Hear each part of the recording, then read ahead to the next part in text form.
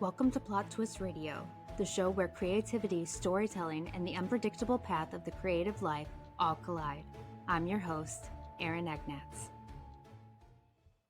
Hi, Bobby. Welcome to Plot Twist Radio. Hello, Erin. How are you? I'm wonderful. How about yourself? Very good, thank you.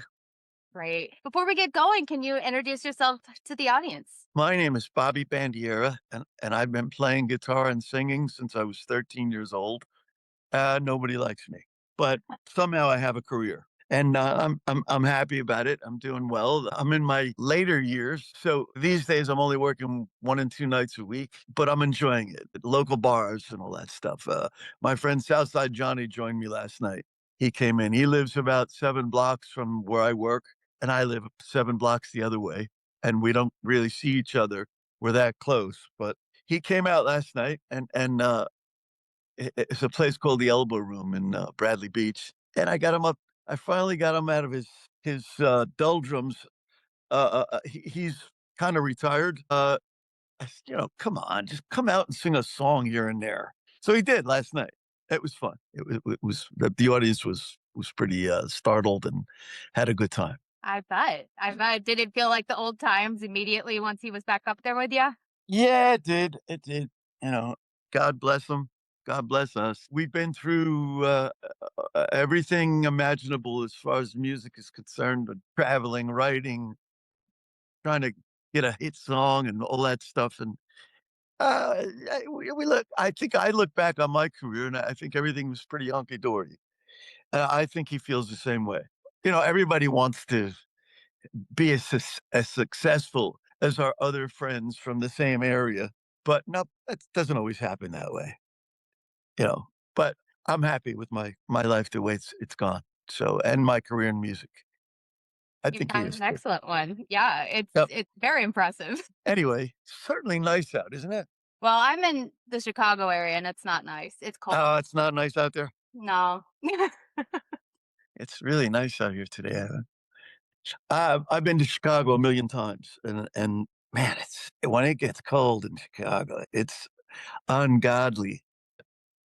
Just one of those things. You travel and you see different parts of the world, different parts of the country you live in, and you see stuff like that, and you're like, I want to go home. I think I'm better off going home, New Jersey. But Yes, I and love Chicago. I love Chicago. it depends on the day for me. Yeah. Are you from there originally? No, I'm originally from Georgia, so Oh, okay. Chicago is definitely too cold for me. Yes. Man, yeah. Georgia. Where in Georgia? Right outside of Atlanta. Yeah, I've played there a bunch over the years. it's a growing area. It really Yeah. is. Yeah. Yeah. All right. Yeah. Yeah, I've played there a bunch. Played Chicago a million times. Park Place Theater, the Vic Theater. I don't know if it's still there. It is. Yes. Okay, cool. Oh yeah, the Vic is, it's legendary. That's some of the Gets best.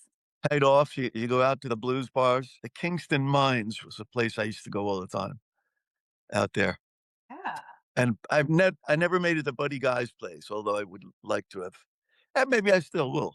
Maybe I'll just drive out to do that. Why not? I'll meet you for a sarsaparilla.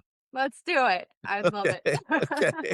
So, as you were just saying, you're in the Jersey area, the Jersey Shore. That is quite the music scene. What do you think people outside of the Jersey music scene don't understand about the bond you guys have? Um, I don't know that they don't understand the bond. I mean, because over the years there have been places that have become famous on the map from whatever band was doing great at the time. The Doors in L.A. and Jefferson Airplane in San Francisco and Bruce Springsteen from New Jersey. Uh, uh, I think it's been viewed by most of the world because last night I'm working in Bradley Beach. Johnny pops in, but before I got started playing, the owner says to me, "There's people here from Tennessee and from Sweden to see you." I said, "Yeah, that's a good thing. Tell them to come on in." And I didn't. I can't say that I recognized either one of them, but it was fun. They had been so many shows. These guys from Sweden, being over there with Southside. but they view it as, a mecca when they come. Asbury Park, oh my god, that's where everybody used to play, and that's where Bruce came out of, and Southside Johnny's come out of there, and we need to go there at some point, and it's great because it's on the beach, and we'll get rooms and spend a couple of weeks. I don't know if anybody could do that anymore in this economy. Right. These guys are here. They were at the club last night. It was pretty funny to see guys from out of town, but, I see it all the time. You know, I don't I'm not playing as much locally as I used to because 'cause I'm kinda rounding third, but, I still see them. They still come out. It's amazing. Some people are here from Spain, people are here from England, people are here from, Scandinavia. It's great. It's great to know that you're still kinda revered in the world of music by people, that, wanna be involved in a place where some great things have happened, and that's not just New Jersey, like I said, LA, Chicago, but, I think, they think of it as one of those places that the mecca of music in some respect, and I think that Absolutely. they think of New Jersey. I don't know, they think of me that way, but they sure think of New Jersey that way. The Stone Pony is right down the street from where I live. Oh, Every everybody that you've heard of in the last 30 or 40 years has been through that place. Elvis Costello, Cheap Trick. I don't know if many, many, many, many bands have come through. Uh, so I've been part of that scene the whole time. I've rubbed elbows with some people I regard as friends. Elvis Costello, I met a couple of times, but I worked with. Let me quell this. Dave Edmonds, I worked with. He played at the Pony, and when I played with him, it's a long time ago now, probably 40 years or more, actually 50, 40, let's say 45 years. Anyway, yeah, this is the place. People know it around the world. Come and yes. visit it. Got a beach. It's got Yes. great pizza, sausage and peppers. So does Chicago, by the way. Yes, very Barbecue, different. Barbecue. barbecue. Yeah, Yeah. yeah, I haven't been to Jersey in a while. I need to get back there. I love it. I yeah. I just love hanging out there. It's one of my favorite places, believe it or not. I love Well, it. people that don't live near the shore, or the coast, I should say, it's an attraction to come and hang out, on the Jersey Shore. It's not, the southern border of France or Italy, but but it's Right. but it's great. Yeah. It's Yeah, great. it is. It's fun. I love it there. I've always had a great time there. But it's been a while. I'm gonna have to get out there. So you've obviously played with some very big names. What is it like playing with people like Bon Jovi and Springsteen and people along that line? Like I was trying to say before, living here, it's inevitable that you may rub elbows with some of your friends that you, hold in high esteem. I don't know about Bon Jovi, but Bruce is certainly, but, I had some good times with John. We had some good times together, traveling, touring, all that kind of stuff, and then not so good times, but it's that way with any job. I don't like to look at it as a job. I like to look at it as career, but it sometimes boils down to just being a job. Bruce, on the other hand, I never worked for him in the capacity that I was in his band ever, but we're friends. And he's had kids in school the last 25, 30 years. Uh, so what he'd do, he's been up to play with me at the Stone Pony a million times, Bruce. So that was a lot of fun and hanging out, becoming friends. Come to Patty's birthday party. You're not doing anything Friday. Come up to the Prudential Center in Newark and see the band and blah blah blah blah blah. So friends, not dinner friends by any stretch of the imagination, but friends. Uh, so he would do these fundraisers for whatever school his kids were in at the time in the last 25 years, grammar school, high school, college, Boston College. And we'll raise some money. We'll do it at the Pony. Put a band together for me.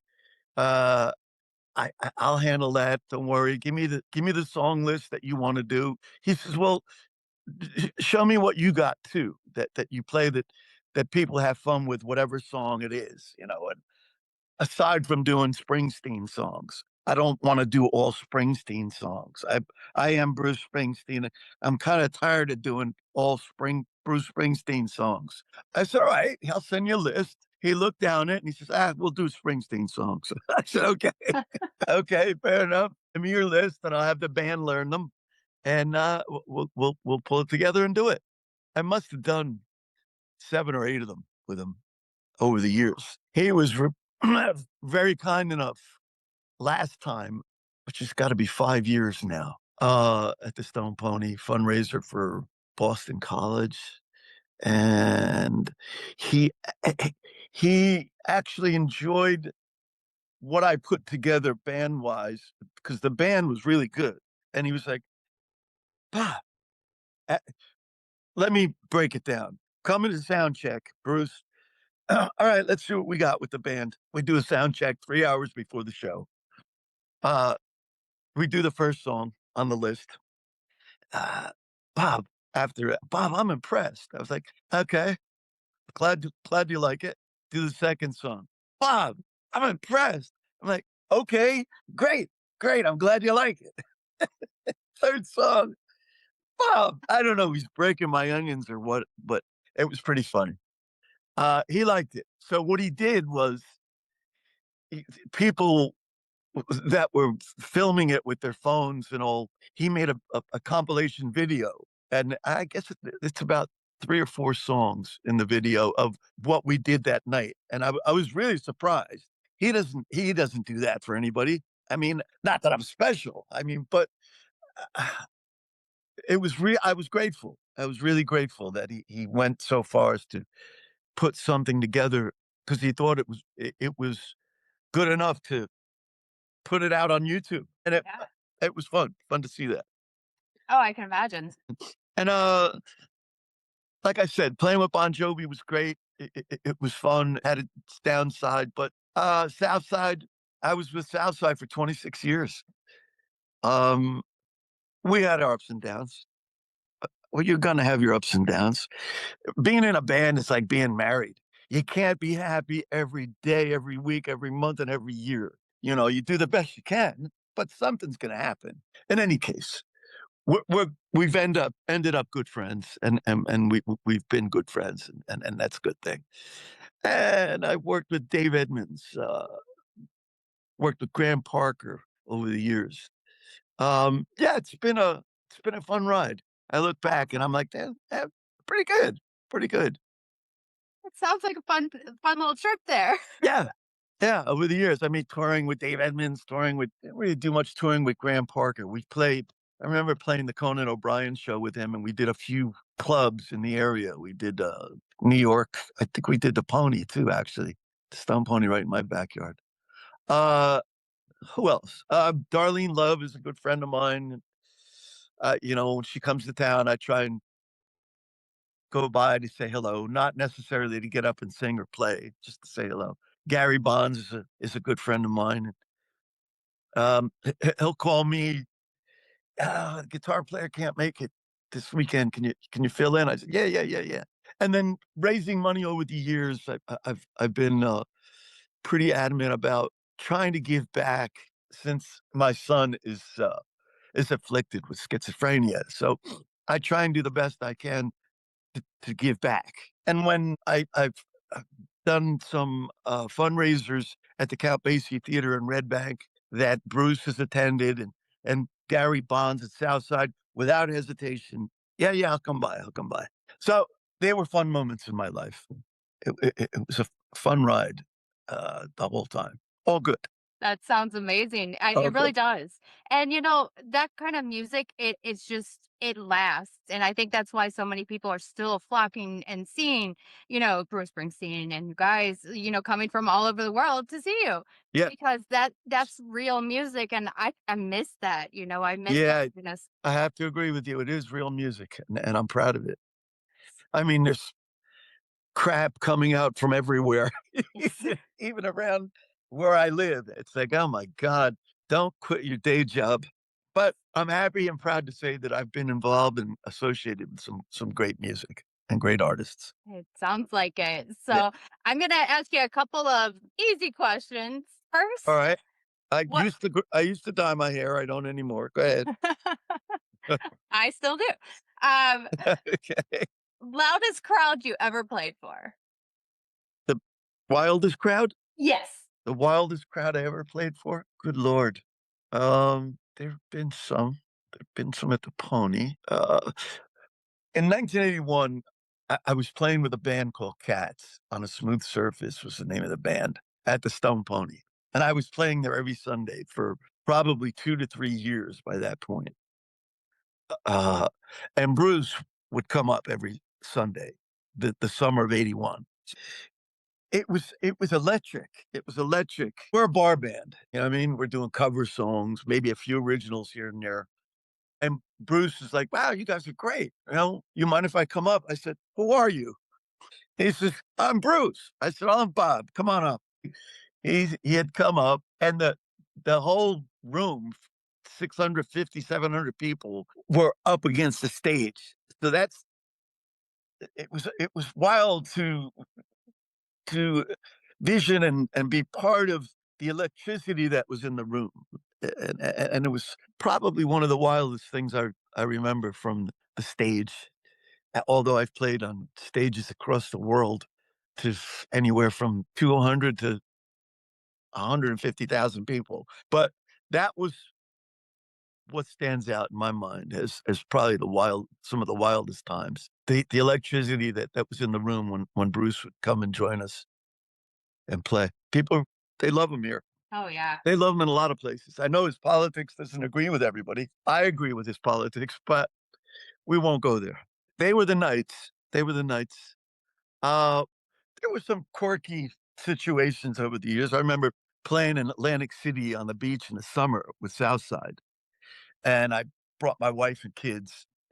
So they're on blankets on the beach, my wife and kids, and we're up there playing. And my wife comes up to the stage, and there's a girl in a bikini that takes her top off in front of me. And I was like, I'm in trouble. I know I'm in trouble. I didn't even do anything. I'm in trouble. And sure enough, is this what happens? I was like, yeah, this is what happens. In any case, that's another wild moment, but not as wild as the electricity with Bruce. But I could see where that would get you in trouble. so those are a couple of wild times in the world of music. Yeah. Bob Bandiera. Love it. So do you have like a favorite guitar? My husband told me to ask this question. I know nothing about music, but he's a guitar guy. He said Oh, he is has that a right? Yeah. favorite. Yeah. Favorite guitar? Yeah. Hmm. I go in spurts. I've got Gibsons, Fenders, Gretsch's, guitar companies, boutique guitar companies.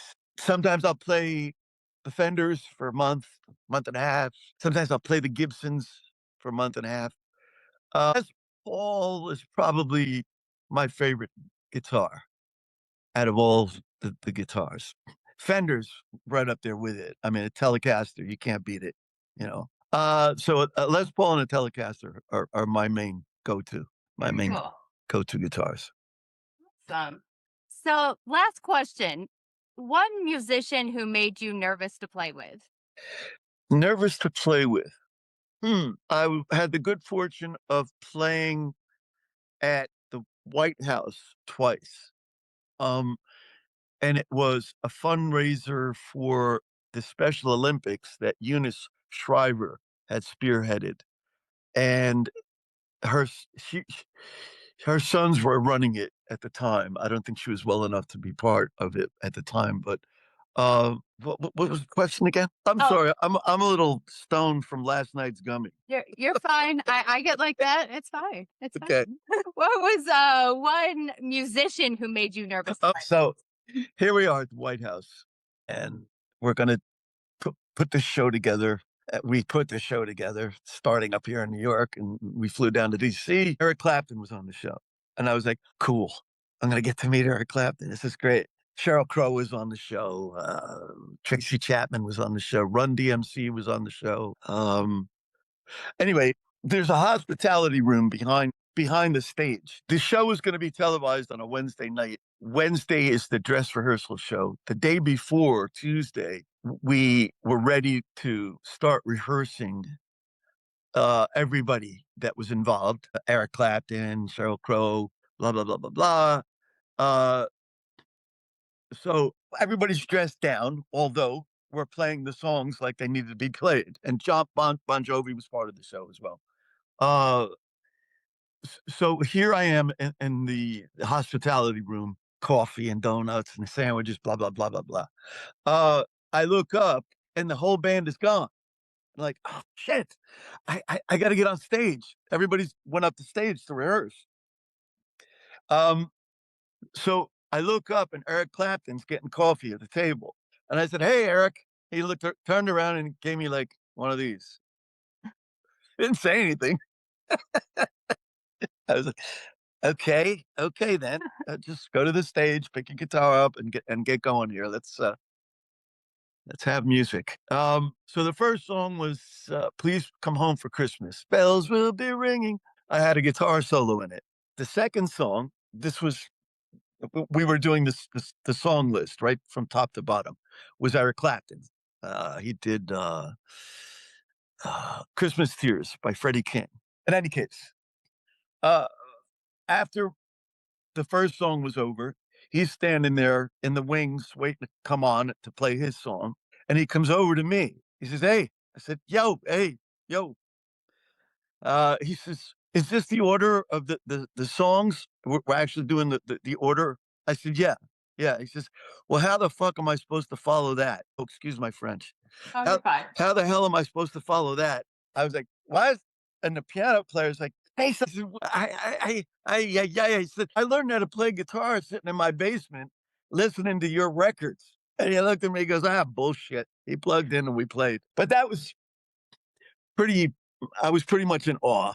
Another time, Southside's road manager, uh, was also working Bob Dylan, and he was at the Beacon Theater in Manhattan, Bob Dylan. He says, "Are you off that night?" I said, "Yeah." He says, "Come on up." I said, "Okay."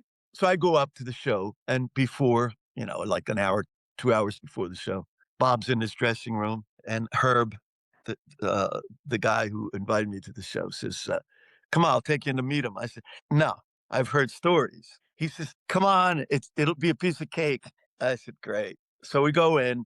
He says, "Bob, this is my friend Bob." He puts the newspaper down, and he does the same thing Eric did. That was it. No words. Nothing came out of his mouth. "Oh, nice to meet you." "Okay, get the fuck out." "All right." Oh, excuse me. The hell out. Anyway, those were a couple of situations where I was pretty much in awe. Who else was I in awe of? There's not a lot that I'm in awe of. I'm better than all of them. There you go. But those are a couple of instances. Oh, those are some pretty big names. Yeah, yeah. Oh, Tom Petty. Tom Petty was on one of the Christmas shows. Asshole. Really? So we're back in that same hospitality room. This is the second time I did it.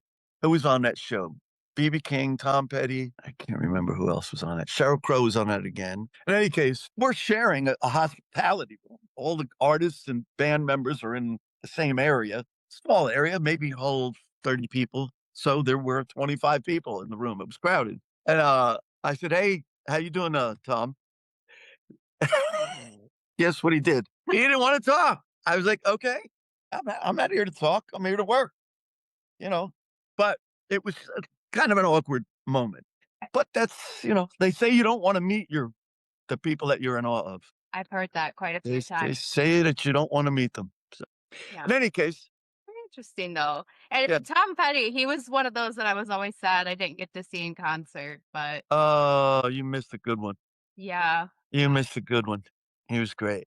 Yeah, I'm trying to catch all of the ones now, as they're touring. Yeah, before they die too. Yeah, pretty much before they die or I die, before somebody dies.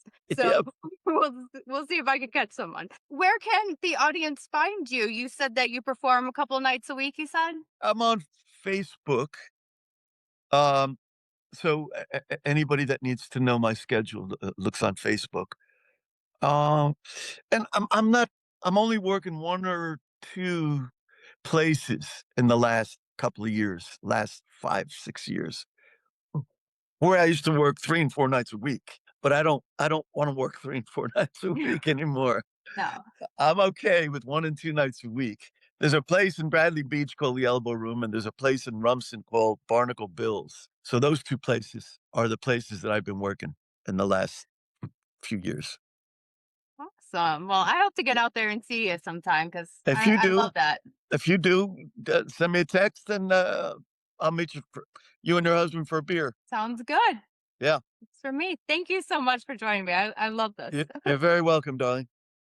A huge thank you to Bobby for joining me today. Stories like these are exactly why I love doing the show. Not just the music history, but the humanity behind it.